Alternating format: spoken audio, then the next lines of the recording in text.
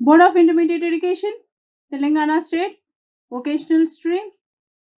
My name is Jehina Kankavali, working as a junior lecturer at Government Junior College, Nelukondapalli, Khammam District. Dear students, I think you remembered me.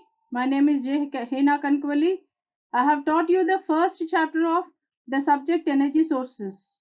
We have completed that chapter and we are going further for the next chapter. I think you remember me. And now I request all the students to take out their notebook and pen and we shall go for the second chapter. Before going for the second chapter, I hope all the students have written the notes of their first chapter. Chapter 2, Solar Energy.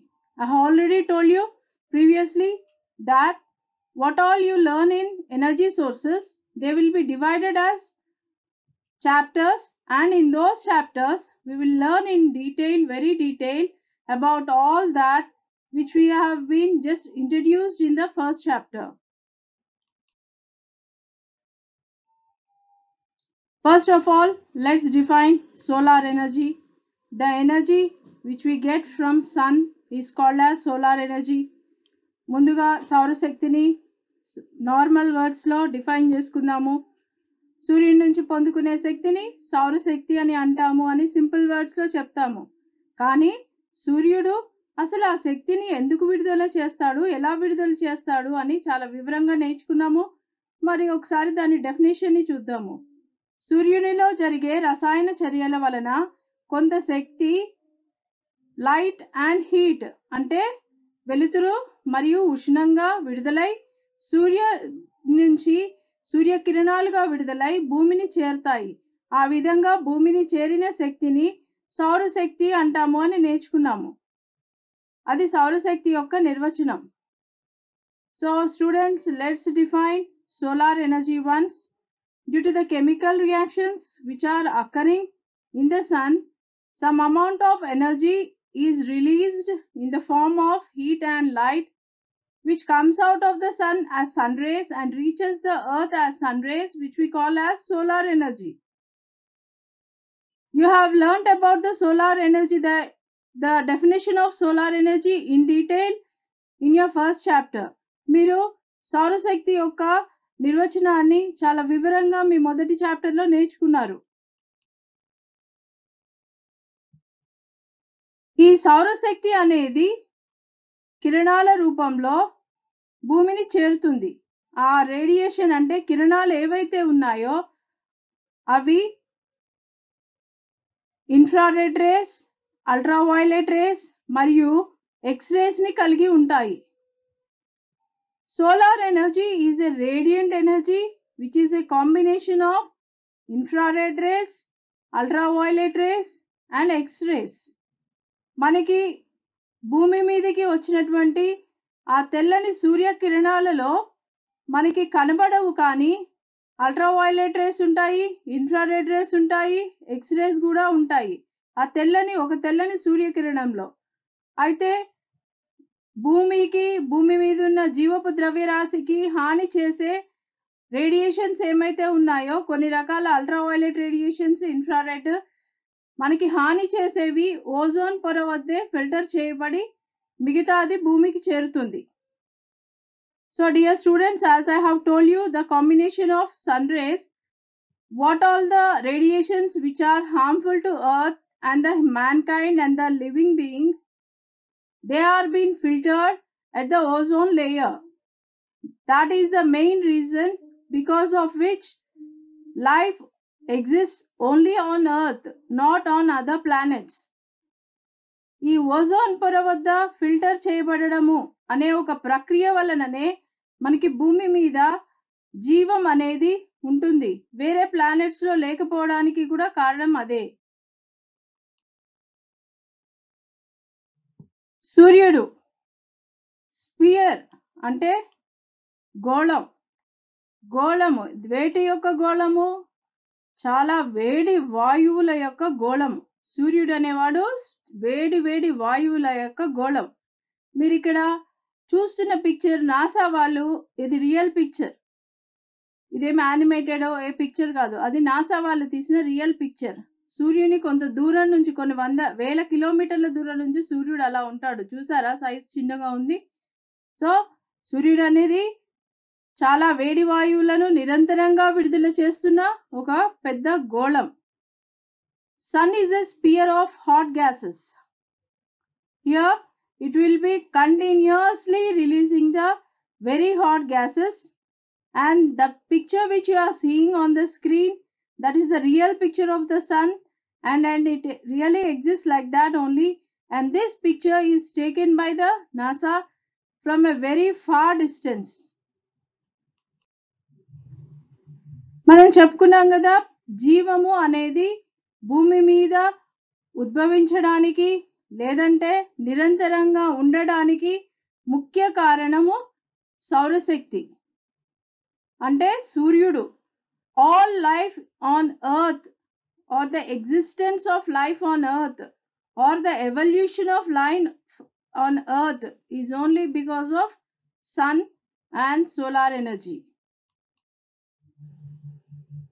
ఇక్కడ మనకి భూమి మీద చాలా రకాల జీవపు ద్రవ్యరాశి ఉంటుంది, జీవాలు ఉంటాయి. మనకి తెలిసి మనుషులు, ఆ తర్వాత జంతువులు, ఆ తర్వాత మొక్కలు.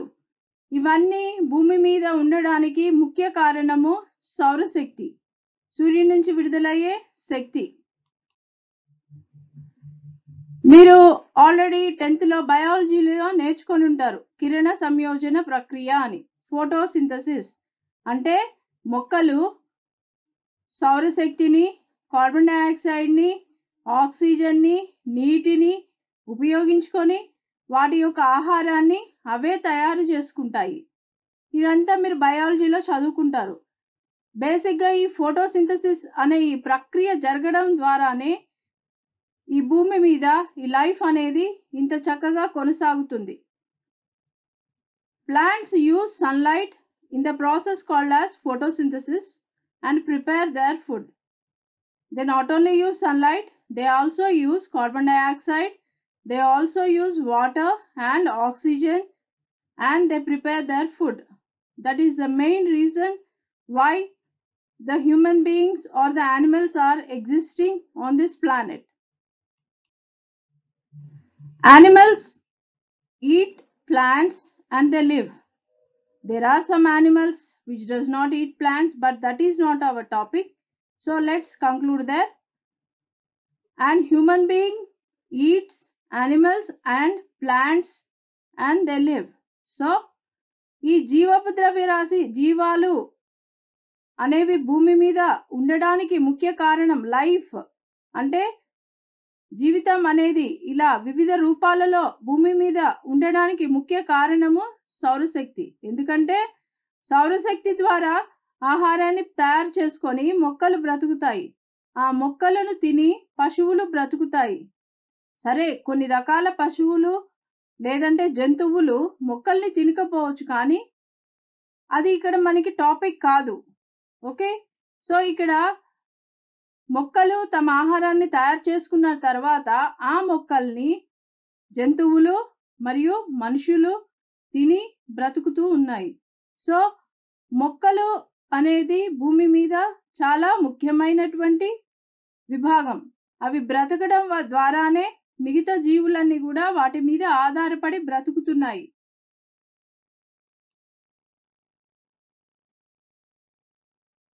ఈ మొక్కలనేవి బ్రతకడానికి ముఖ్య కారణం సౌరశక్తి.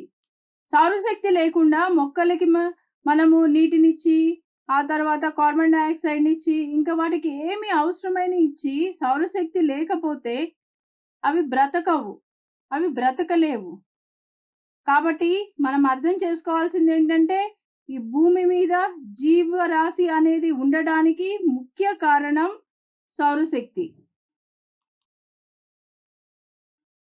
ఇక్కడ కొన్ని టెక్నికల్ వాల్యూస్ చూద్దాము, ఇవి మీరు నేర్చుకోవాలి. డయామీటర్ ఆఫ్ సన్ అంటే సూర్యుని యొక్క చుట్టుకొలత 1.393 ఇంటూ 59 కిలోమీటర్లు. Diameter of sun is 1.393 into 59 kilometers.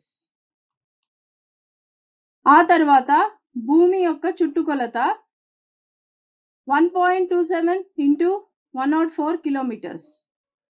The diameter of Earth is 1.27 into 104 kilometers.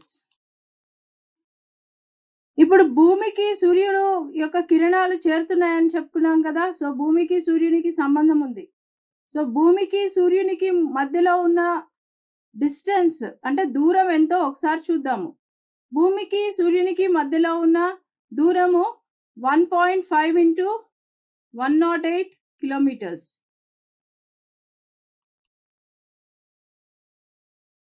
సూర్యుడు భూమి ఆ రెండిటికి మధ్యలో ఉన్న సంబంధాలు చూసిన తర్వాత భూమిని గురించి కొంచెం సేపు చెప్పుకుందాము. భూమి తన చుట్టూ ఒక వాతావరణ పొరను కలిగి ఉంటుంది.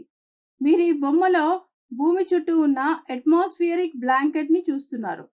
Earth has an atmospheric blanket around it. ఈ అట్మాస్ఫియరిక్ బ్లాంకెట్ వాతావరణ పొర వివిధ రకాల పదార్థాల మిశ్రమం. అవేంటి అంటే మొదటిగా వాయువులు, తర్వాత నీటి ఆవిరి, ఆ తర్వాత ధూళి. ఇవన్నీ కలిపి ఒక మందమైన వాతావరణ పొరగా భూమి చుట్టూ ఏర్పడి ఉంటాయి. ఇక్కడ మీరు చూస్తున్నది real picture of earth. You are seeing the real picture of earth here. Earth చుట్టూ అంటే భూమి చుట్టూ ఒక వాతావరణ పొర ఎలా ఉందో చూడండి. గుర్తుపెట్టుకోండి, వాతావరణ పొర అనేది వాయువులు, నీటి ఆవిరి మరియు ధూళి యొక్క మిశ్రమం. ఇప్పుడు ఈ వాతావరణ పొర ఏ విధంగా పనిచేస్తుందో ఒకసారి చూద్దాం. సూర్యుడి నుంచి విడుదలైన మొత్తం సూర్యశక్తి భూమికి చేరదు. దానిలో 4% వాతావరణ పొరను తగలగానే తిరిగి వెనక్కి వెళ్ళిపోతుంది. 20% మబ్బుల్ని తగలగానే తిరిగి వెనక్కి వెళ్ళిపోతుంది. 6% వాతావరణంలోంచి తిరిగి వెళ్ళిపోతుంది. ఆ తర్వాత వాతావరణంలో నీటి ఆవిరి ఉంటుంది కదా, వాటిల్ని తగలగానే ఆ అణువులను తగలగానే తిరిగి వెనక్కి వెళ్ళిపోతుంది. కేవలం 51% మాత్రమే భూమి యొక్క సర్ఫేస్ ని చేరుతుంది. Out of the whole solar energy which comes towards the earth, only 50% will reach the earth. Then what happens to the other 50%? You can see that in the picture here. 4% get reflected at the earth's surface, 20% get reflected because of clouds, 6% get reflected because of atmospheric blanket, 19% gets reflected because of water molecules. So only 50% of the sun rays which are coming towards the earth will reach the earth's surface. So వాతావరణ పొర భూమికి సూర్యకిరణాలు ఎలా చేరుతాయి అని నేర్చుకున్న తర్వాత మీరు నేర్చుకోవాల్సిన చాలా ముఖ్యమైన నిర్వచనము సౌర స్థిరాంకము. ఇది మీకు చాలా ఇంపార్టెంట్ క్వశ్చన్. సూర్యుడి నుంచి విడుదలైన సౌరశక్తి భూమిని చేరినప్పుడు ఆ విడుదలైన సౌరశక్తిని మనము ఏ విధంగా నిర్వచించవచ్చు అంటే సోలార్ కాన్స్టెంట్ రూపంలో ప్రమాణ ఘనపరిమాణం మీద ప్రమాణ సమయంలో భూమిని చేరేటువంటి సూర్యకిరణాలను సౌరశక్తి అని అంటారు. ప్రమాణ ఘనపరిమాణం మీద ప్రమాణ సమయంలో భూమికి చేరేటువంటి సూర్యకిరణాలను సోలార్ కాన్స్టెంట్ అని అంటారు. Now let's define the solar constant. The heat energy which is received by a specific area on earth in a specific time is called as solar constant. ఈ డెఫినేషన్ మీకు చాలా ఇంపార్టెంట్. డెఫినేషన్ ని రాసుకొని మీరు బట్టి కొట్టుకోండి. ఈ సోలార్ కాన్స్టెంట్ కి ప్రమాణాలు ఉంటాయి. అవి ఏంటి అంటే 1.353 kilowatt per square meter, 116.5 Langlis per hour, 429.2 BTU per square foot per hour. వివిధ రకాలుగా కొలుస్తారు. సో ఇందాక చెప్పుకున్నాం కదా, భూమిని సూర్యకిరణాలు ఎలా చేరతాయి అని చెప్పుకున్నప్పుడు నెక్స్ట్ ఫర్దర్గా వెళ్ళే టాపిక్కి ఇక్కడ జరిగేవి చాలా ముఖ్యము. అందుకనే మళ్ళీ ఒకసారి చూపిస్తున్నాను నేను మీకు. ఈ బొమ్మ మీకు అర్థమైంది అనుకుంటున్నాను. I think you have understood this picture and what's going on around the earth in the atmospheric blanket. అంటే వాతావరణ పొరలో ఏమేం జరుగుతున్నాయి, ఎలా జరుగుతున్నాయి అనేది మీకు అర్థమైందని నేను అనుకుంటున్నాను. సో ఈ పిక్చర్ని ఒకసారి మీరు చూస్తుండండి, మీకు అర్థమవుతూ ఉంటుంది. ఆల్రెడీ ఇందాక చెప్పాను, 50% మాత్రమే చేరుతుంది. దానిలో 4% భూమి ఉపరితలాన్ని తాకగానే వెనక్కి వెళ్ళిపోతుంది. మబ్బుల్ని తాకగానే 20% వెళ్ళిపోతుంది. ఆ వాతావరణ పొరను దాకగానే 6% వెళ్ళిపోతుంది. నీటి అణువులను తాకగానే 19 వెళ్ళిపోతుంది. సో ఇవన్నీ కూడా జరుగుతుంటాయి. ఒకసారి గుర్తించండి, ఒకసారి గమనించండి. ఇక్కడ మీకు రిఫ్లెక్షన్ అని ఒక పదం కనబడుతుంది. మీకు తర్వాత రాబోయే డెఫినేషన్స్లో ఈ రిఫ్లెక్షన్ అంటే ఏంటో మీకు ముందు అర్థం కావాలి. అందుకనే నేను మీకు ఇక్కడ ఈ టాపిక్ పెట్టాను. రిఫ్లెక్షన్ అంటే ఏంటి అంటే, మీకు అక్కడ బొమ్మ మీద చూస్తున్నారు కదా, సూర్యుడి నుంచి వచ్చిన కిరణాలు ఒక సర్ఫేస్ని తాకి వెంటనే వెనక్కి వెళ్ళిపోతే దాన్ని రిఫ్లెక్షన్ అని అంటారు. మనకి ఇక్కడ రిఫ్లెక్షన్ డెఫినేషన్ ఇవన్నీ పెద్ద మనకు అసలు టాపిక్లో లేవు, కాబట్టి నేను ఇన్ డీటెయిల్గా అవి ఎగ్జాక్ట్ డెఫినేషన్స్ తీసుకోలేదు.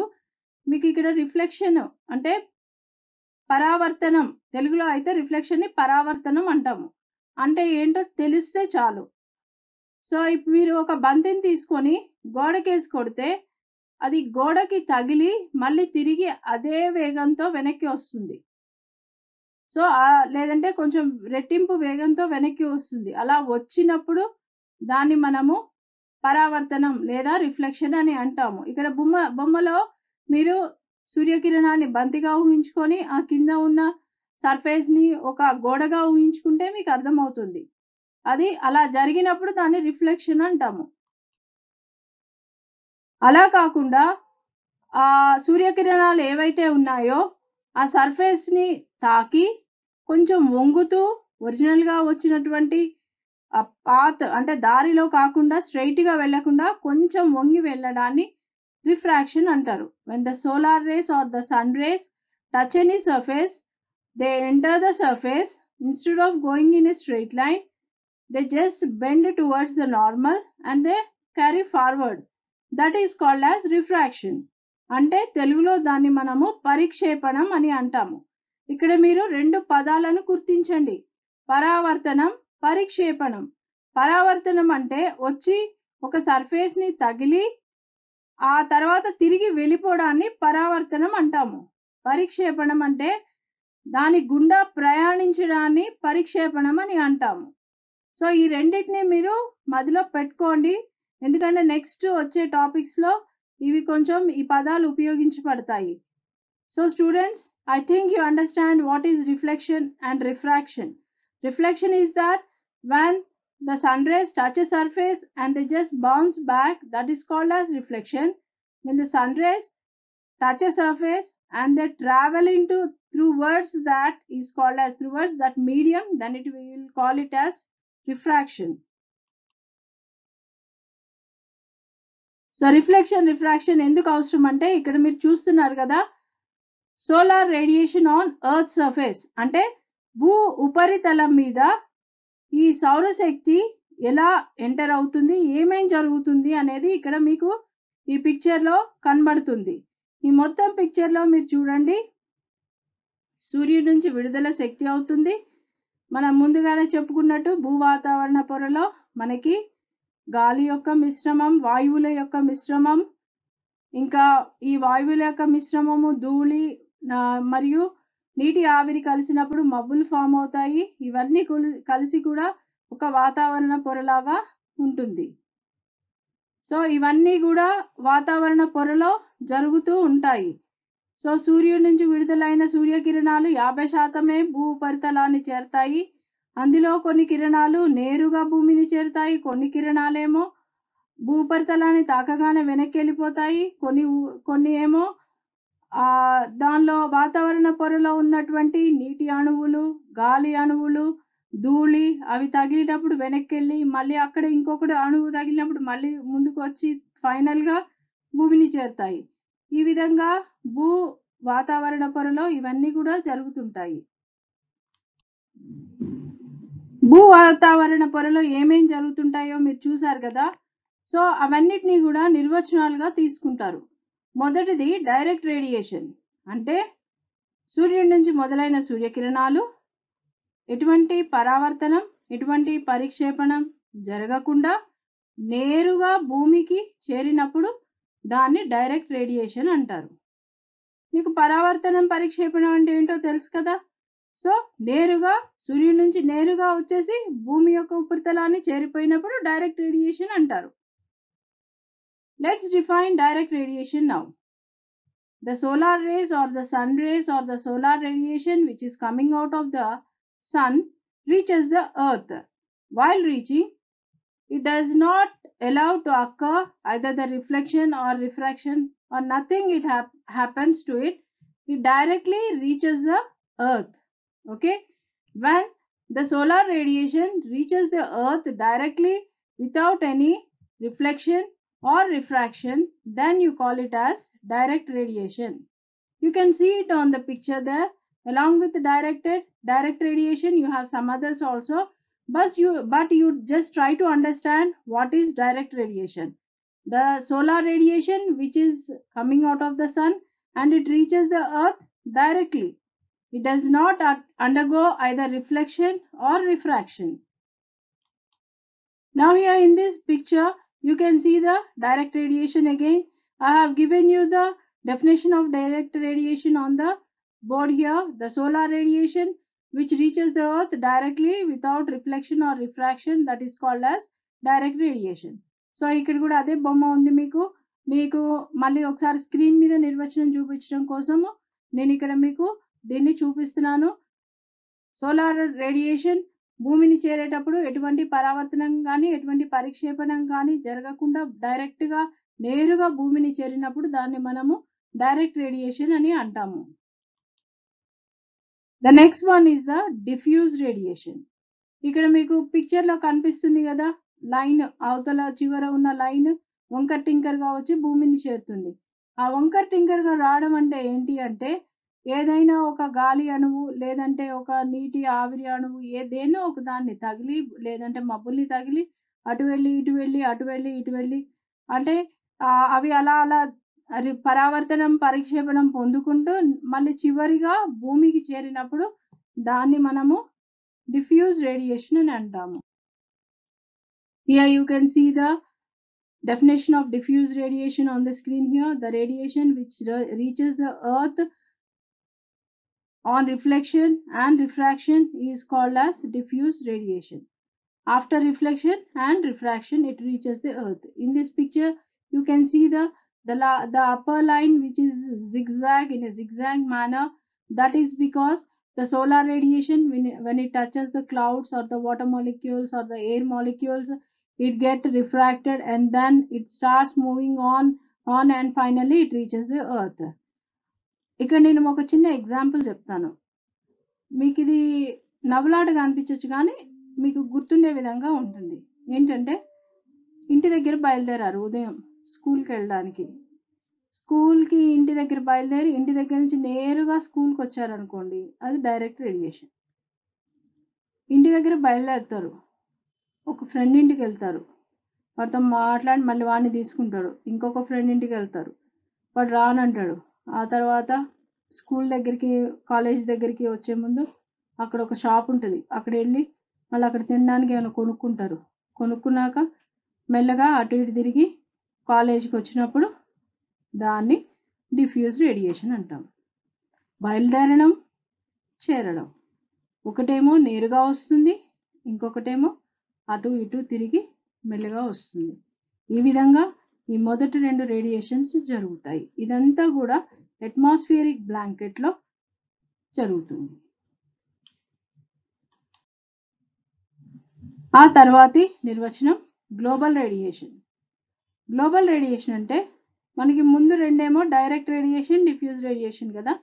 ఆ రెండిటి యొక్క మొత్తం డైరెక్ట్ రేడియేషన్ మరియు డిఫ్యూజ్ రేడియేషన్ల మొత్తాన్ని గ్లోబల్ రేడియేషన్ అని అంటారు. The sum of direct radiation, and diffuse radiation is called as global radiation. ఇప్పుడు వరకు వాతావరణ పొరలో ఈ సూర్యశక్తి లేదంటే సౌరశక్తి లేదంటే సోలార్ రేడియేషన్ లేదంటే సూర్యకిరణాలు ఇవన్నీ కూడా ఏమేమి అండర్గో అవుతాయి, వాటిని ఎలా చేరుతాయి, భూమిని ఎలా చేరుతాయి, అవన్నీ కూడా డిస్కస్ చేసుకున్నాము. ఇప్పుడు మీకు సౌరశక్తిని భూమిని చేరే ఆ ప్రక్రియ మీద మీకు ఒక అవగాహన వచ్చింది. సో ఆ విధంగా భూమిని సౌరశక్తి చేరుతుంది. Till now we have discussed about the light rays, the solar radiation and how it reaches the earth. And you know now how the solar radiation reaches the earth. Okay, now solar radiation భూమిని చేరిన తర్వాత దాన్ని ఎలా నేను మీకు first చాప్టర్లో చెప్పినప్పుడు సౌరశక్తి భూమిని చేరినప్పుడు దాన్ని బంధించడానికి ట్రాప్ చేయడానికి సోలార్ ప్యానెల్స్ని వాడతాము అనేసి మాట్లాడుకున్నాము. సో ఇక్కడ ఈ భూమిని చేరిన సౌరశక్తిని కొలవడానికి పరికరాలు ఉంటాయి. మీకు జ్వరం వస్తే కొలవడానికి థర్మామీటర్ పెట్టి కొలుస్తారు మీ బాడీ టెంపరేచర్ని, అంతే కదా. అలానే ఈ సౌరశక్తిని కొలవడానికి కూడా పరికరాలు ఉంటాయి. Till now we have discussed about different points, and now we already discussed in the previous class that we trap the solar energy with the help of solar panels. Now here the topic is, how do we measure the solar energy?